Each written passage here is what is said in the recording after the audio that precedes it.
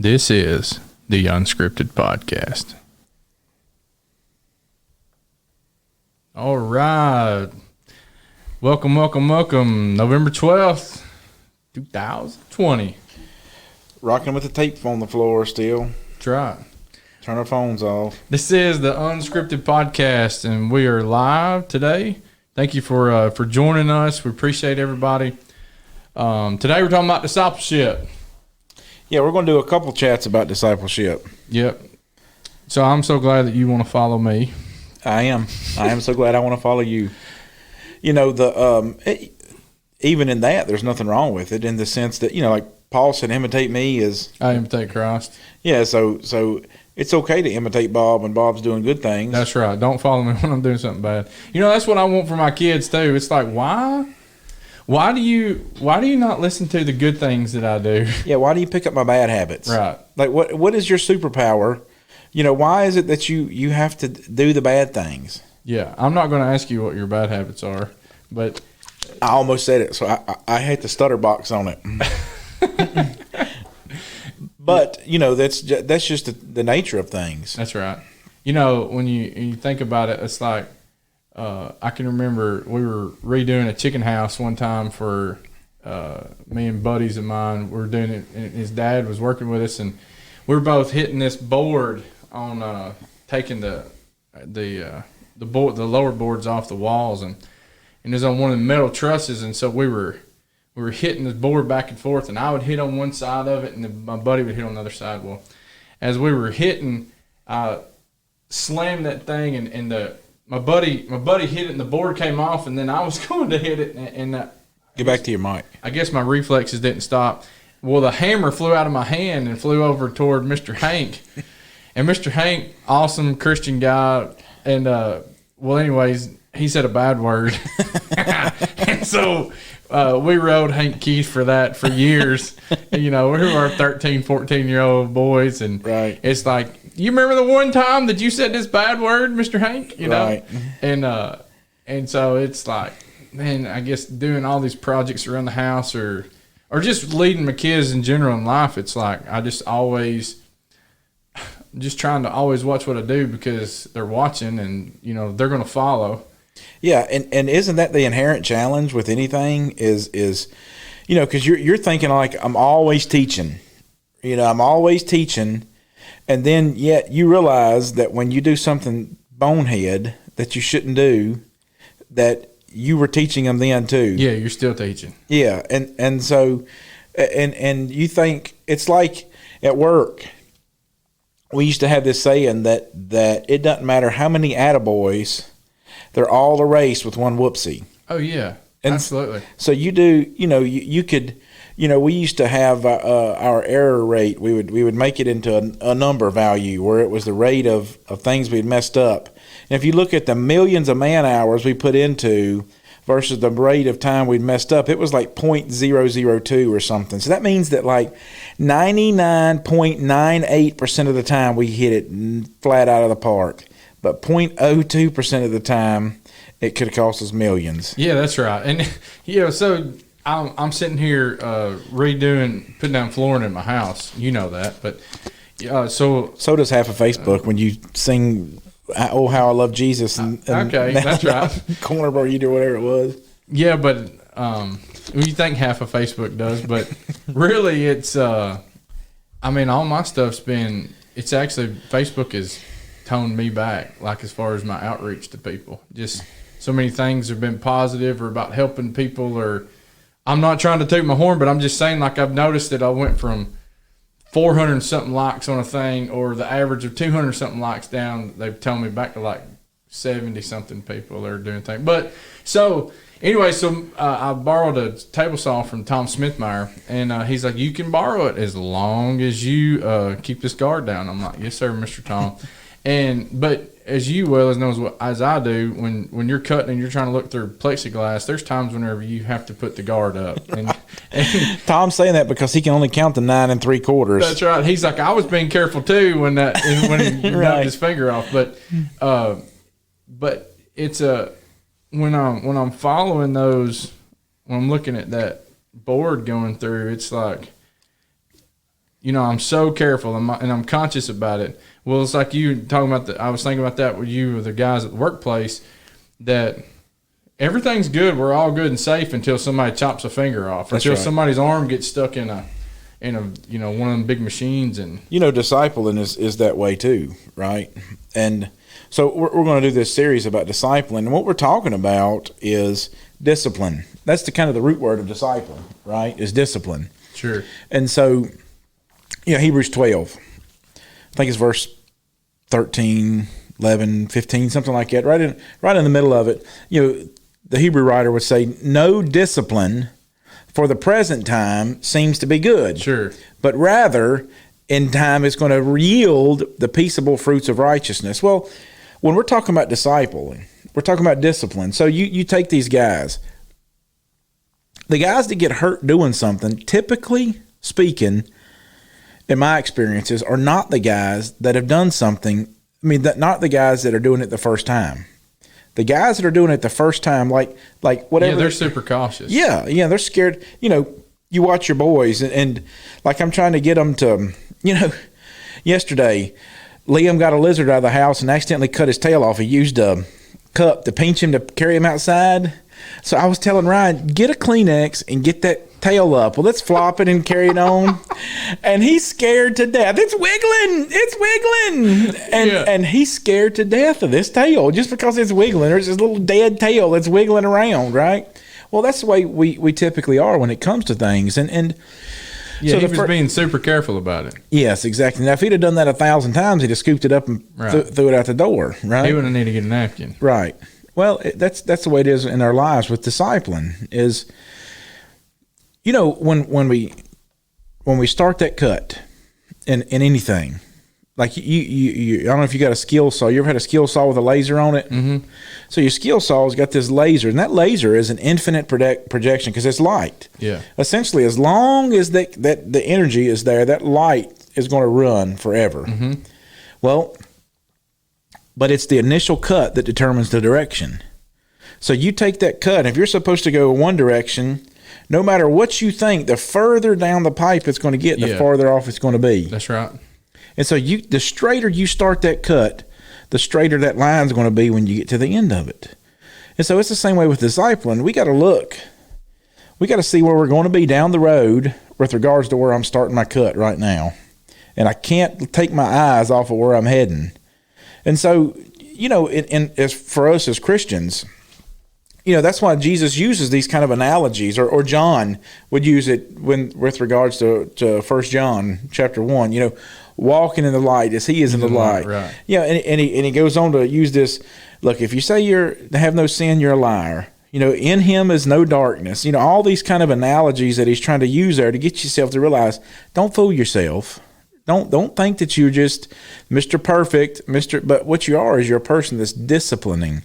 Paul would say it like this: I discipline my body, I buffet my body daily, lest after I preach to others, I myself may become disqualified.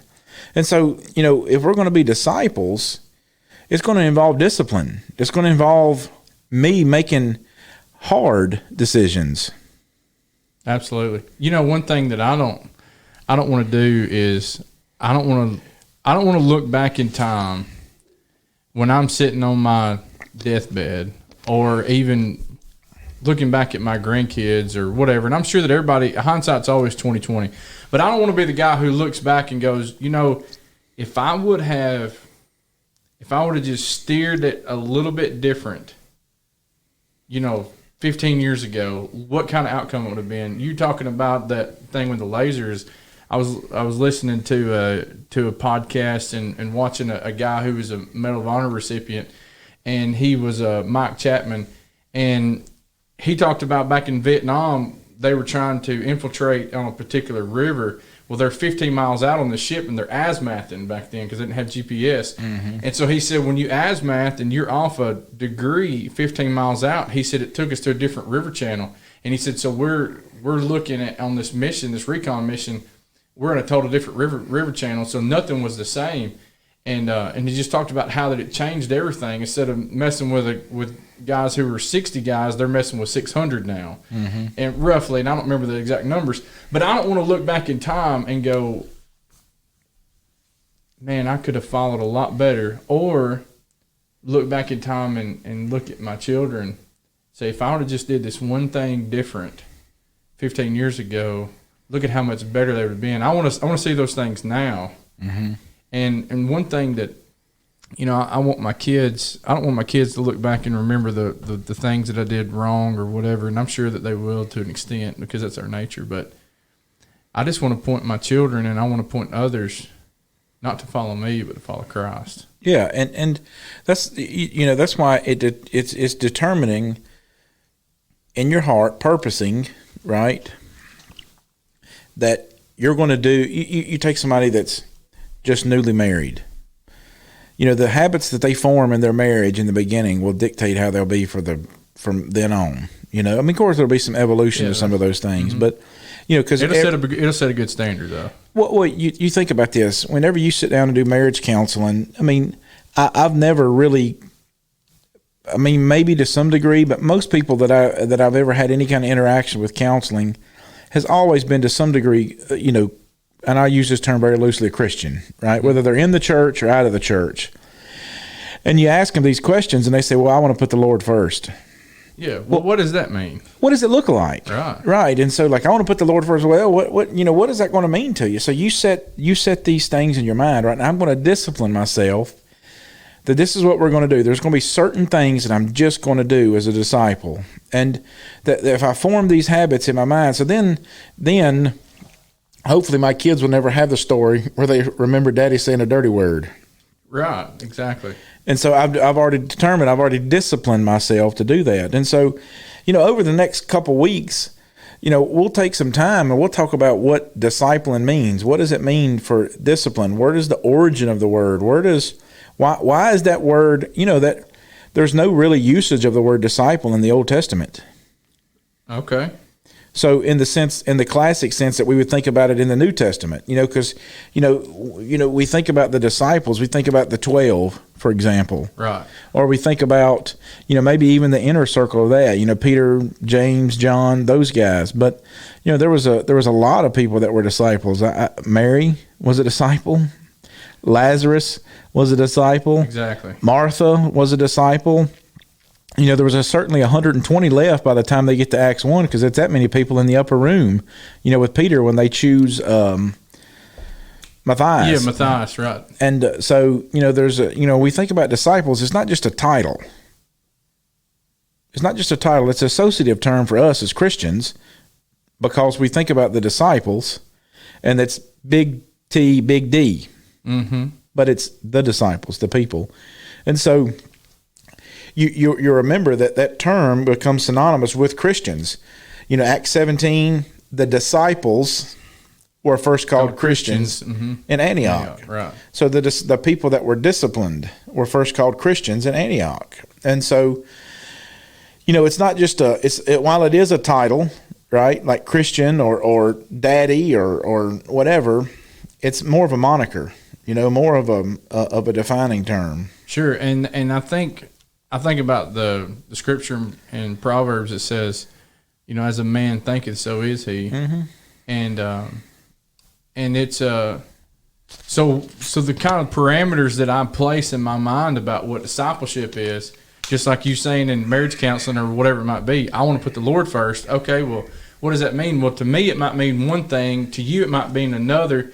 And then to somebody else, it might be so far different. What do you mean by that? Like it's existential? Like we all get to do our own thing? Well, that's the way that some people could put their mindset about it, is that, well, for me, putting the Lord first might mean, I go back to thinking back in my 20s, and I thought, well, to put the Lord first, that meant I'm going to go to church on Sunday morning, Sunday night, Wednesday night.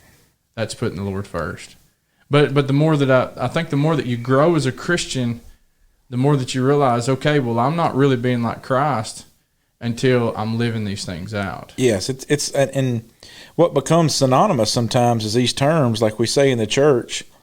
You'll have somebody that's sitting. You've been you've seen people like this that have come to every service for 30 years and they've never obeyed the gospel. Or they'll say something like, well, old brother Bob or old brother Jim over there, he's been coming all these years. I don't know why he hasn't been baptized. Well, he's not been converted.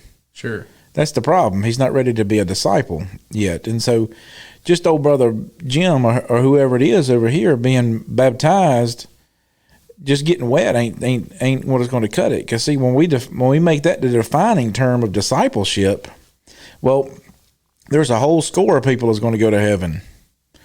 It's not just that. It's me becoming like my Lord. Exactly. And so when you look at the definition, you could say disciplined. You also look at disciple. It would be a follower, a learner. It's so many times we think, okay, well, if I spend 30 minutes, if you spend 30 minutes with somebody, let's say you're trying to learn a trade, or let's say you're trying to teach somebody a trade. You're trying to teach somebody to be a great machinist, and they spend 30 minutes with you on a Sunday, 30 minutes with you on a Sunday night, and 30 minutes with you on a Wednesday. Can you teach them some things? Yes, you can teach them some things. Can you make them very proficient? I would dare to say no. Yeah, it's going to take a very special person, that's already going to have some kind of apt, something special about them innately for them to just take 3 30-minute classes. That's kind of the challenge with any of these, like, we've taken these gun classes and we've done the survival training and stuff like that. And, that's kind of the inherent challenge with any of this stuff like this is just like, okay, 30 minutes or, 3 hours or whatever. And now I'm battlefield trained right until Monday afternoon. Exactly. You know what I'm saying? Right. So like I'm good for 2 days. Well, that's the inherent challenge with disciple. And that's why you think about it. Jesus really could have came into the world to become the lamb, the sacrifice. He could have given up at any point. Not given up. Maybe that's not the way I should say it. God could have spun the cross into motion at any time. Mm-hmm. But he chose to wait from his baptism for 3 years for him to walk with his disciples, that's really the recorded part of Jesus' life that we get. Right. And so I think this is the reason why, is that, when the disciples ask him, Lord, are you going to show us God now? And he tells them, like, you've been with me all this time and you still don't get it. And really what he's trying to get them to see, I believe he's trying to get them to see is that if you've seen me, you've seen God. God sent Jesus so we could understand God. Yeah, and those guys, if you're going to take 12 men essentially and say, we're going to change the world with these 12, it can't just be an idea. Mm-hmm. And it can't just say, okay, you guys, you're going to go change the world. Now go do it. Here's your manual. Right. No, you're gonna have to follow me. Yes. You're going to have to learn the way that I walk through this. You're going to have to learn the way that I step through this.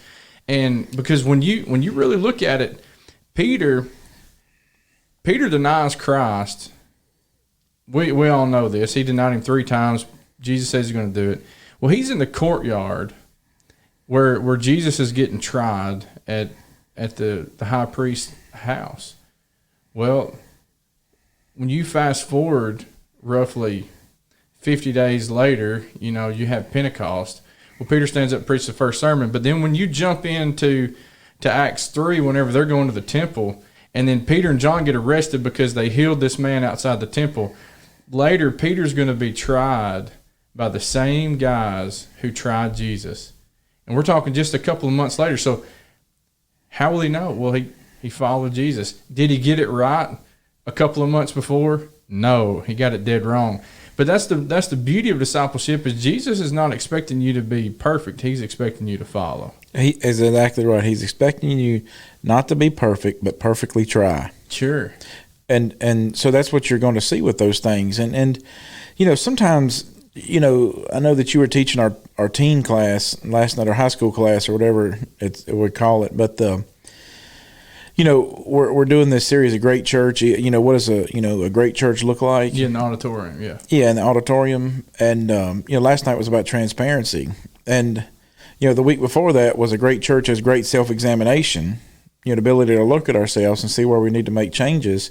And then the second, I think the caveat to that is a great church is a transparent one, in the sense that, like, I can be identifiable.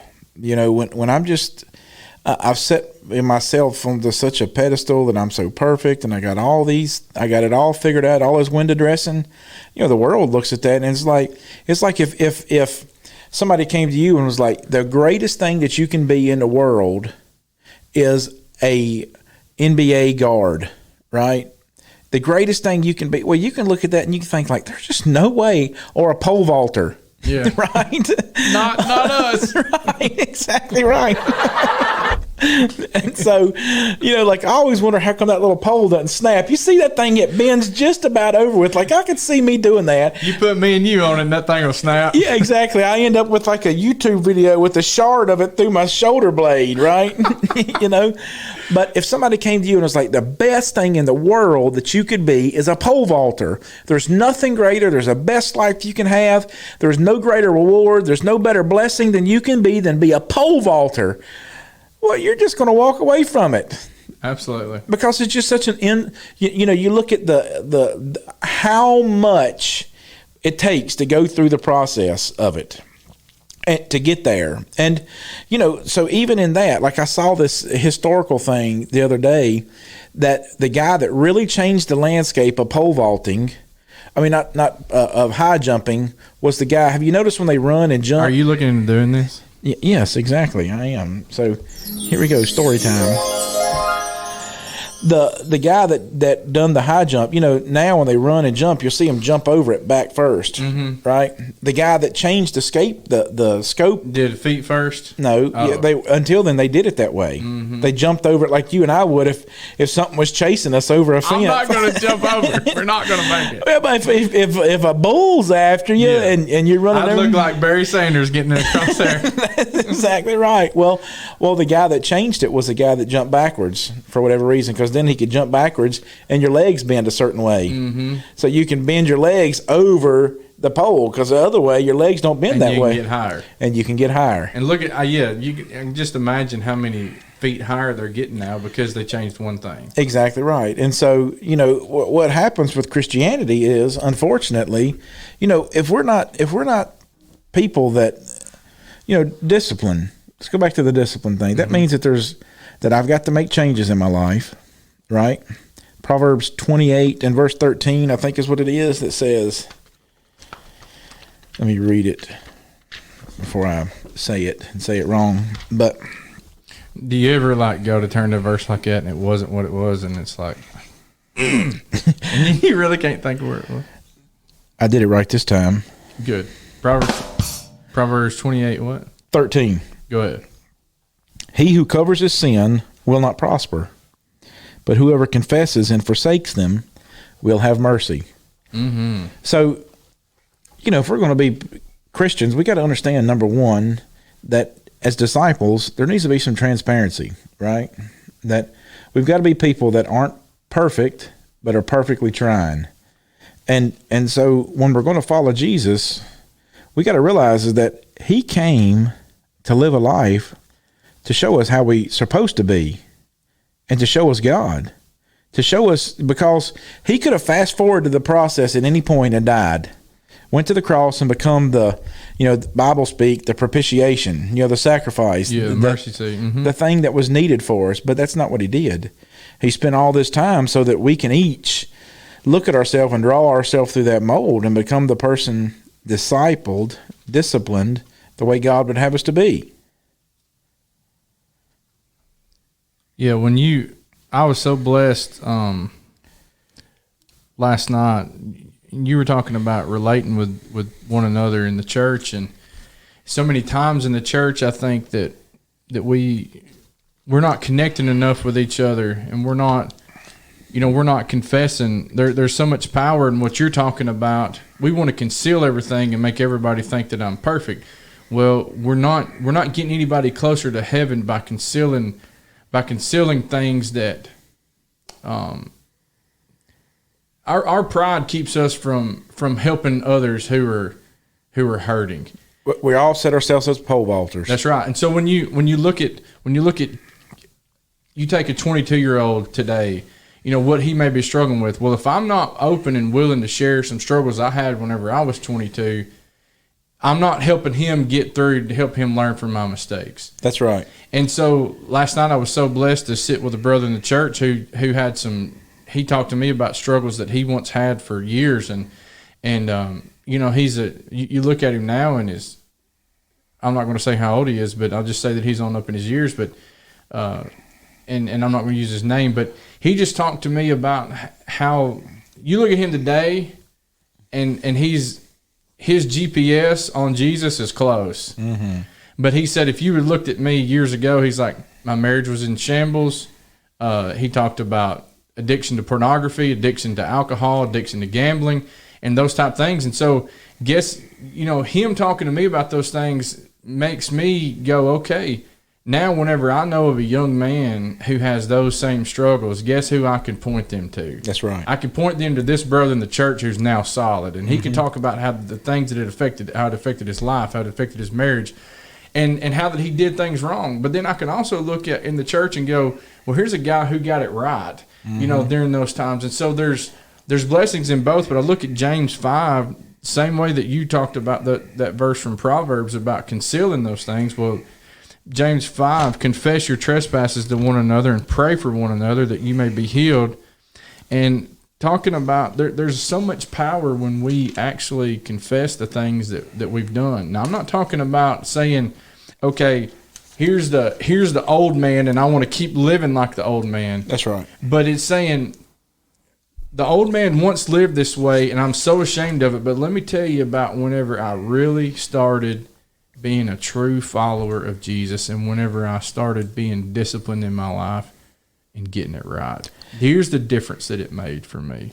And that's what you're looking, you know, that's why there's so many things that you could think about. And we talked about some of this with the Holy Spirit thing with, like 1 Corinthians 13, when Paul talks about, that when that which is perfect to come, what this thing is designed to do.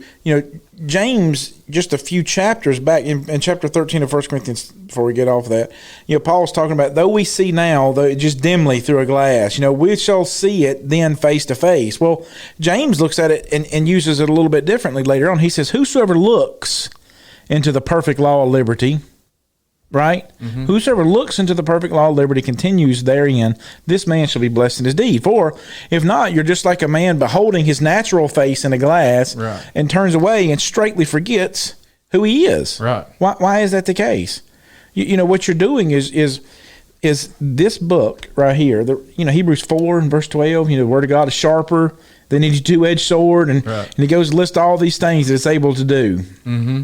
Well, what's awesome about it is that, it's trimming away the bad, and it's helping us to become more like Jesus, to helping us become the kind of disciples we need to be. And it's not just about showing up when the doors are open at the church building. Is that part of it? Certainly it is. I mean, that's an awesome spiritual temperature. You can't stand not to be around the church. I mean, I can't remember what it was. Sunday night, we had the thing over here after y'all took the kids to the beach, mm-hmm, and Clint was over here, and the boys, the girls, I think maybe it was the girls that were talking, and Clint was like, "Hey, it's not like you're not going to see each other tomorrow night because we had something Monday. What did we have to do Monday? Something we had to do Monday. It's not like y'all going to see each other." There was a birthday party Monday. Yeah, that's what it was. Tuesday night was the girls' study. Wednesday night church. And then tonight there's the reveal for Beth and Joey. And then Friday we're doing the thing at y'all's house, right? So Clint was like, well, it's not like we see each other Monday, and then Tuesday, and then Wednesday, and then Thursday, and Friday. At least we get a break from you on Saturday. Come on, let's go. And so he said that tongue in cheek, of course, but it's just faithfulness to the Lord certainly is tempered by the way that you treat His people, right? The way that you want to be around them, because it shows where your priorities are. And it's because the reason why we want to be around God's people is not because I can be counted among the faithful. It's because I can become more like them. Mm. So I can see my brothers and sisters, and I can look at, like you and I were talking about earlier, with one of the brothers in the church, and one of his great qualities that he has, mm-hmm, before the podcast, and the reason why we get together with the church is to provoke unto love and what? Good works. That's right. You know, I provoke you unto love and good works, and you provoke the same thing. Because I have to have good works to provoke you in them, right? And you have to have good works. That's right. You know, because, you know, discipling and provoking one another is not saying, all right, Bob, this is a good thing to do. Now you go do it. Yeah. No, that's management. That's not leadership. That's right. That's exactly right. And Jesus was not a manager. And so many times I think people treat Jesus, or they look at the Bible as going, okay, this is a way to manage my life, but really it should be a way to lead your life. And that's what following Jesus truly is about. And that's what we need in the church. We need people who are not just, that's why we need shepherds. That's right. And we need to be around each other so much. And so many times people think, well, okay, well, I just didn't get much out of that. Okay, well, if you're at a spiritual level right now to where you're not maybe getting much out of a service, what did you bring to it? That's right. What did you bring to the assembly? You ever wondered what the first, people say things like, well, I didn't get anything out of church today. Well, how many Jews, right, do you think they come toting their little lamb up to their sacrifice, their doves or whatever, came up to the priest, dropped them off and walked away and thought, I didn't get anything out of that. Right. And that's the whole cultural thing. Yeah, right. I mean, like they're going to bring the lamb sacrifice, whatever the case may be, up to the priest. They're going to watch him go through his, methodology of ritual in their sacrifice and everything like that. And the whole time they're supposed to be thinking, this is how God forgives me. This is how God forgives me. This is why I'm doing this. Not because I'm doing some, ritualistic religious practice, but this is how I take care of my problem that I did, whatever the case may be. And then once a year, the high priest is going to get together and they're going to take one lamb and they're going to watch that one little lamb. They're going to put his hands on it. They're going to transfer it. That's going to be the scapegoat. That's the one that's going to trot off into the wilderness. And I wonder what the last one that thought as he watched it walk away. That's the one right there. God's removing my sins from me. He's watching it go away from me now. And what a blessed event that was. And what an awesome thing it is for me to watch that goat walk away and think, God's trying for me to understand. This is what he decided was the way that I could understand. He's going to forgive me. He's going to take my sins away from me. And then we're going to take some blood and we're going to kill this one over here and this one, because while that one goes away, so God can remind me that he's removing them from me. This one, he's got to do it because he's got to remind me that this one's got to pay the price. There's going to have to be something that's going to stand in my stead. And that's what's going to do it right now until when Jesus comes. That's right. And when we can get the idea beyond just that it's an idea of following Jesus, that's saying, I'm going to follow you, Lord, no matter what, because you were my scapegoat. You were the one that took on my sin. And now I see that the world has sin problem. Big time. And it's not that we have a disunity problem or a race problem or all these. It's the fact that sin, that's what's plaguing us. That's what's keeping us out of the gates of heaven. And so I want to follow the one who leads people there. I want to follow the one who makes it available. I want to follow the one who built heaven. And that's what the world needs. But the world and the church needs men and women to not only be following Jesus, but to be making followers. Amen. And that's your goal, to live your life in such a way. Matthew 5, verse 16, therefore let your light so shine before men. You could write that a lot of different ways. Be such a disciple before men.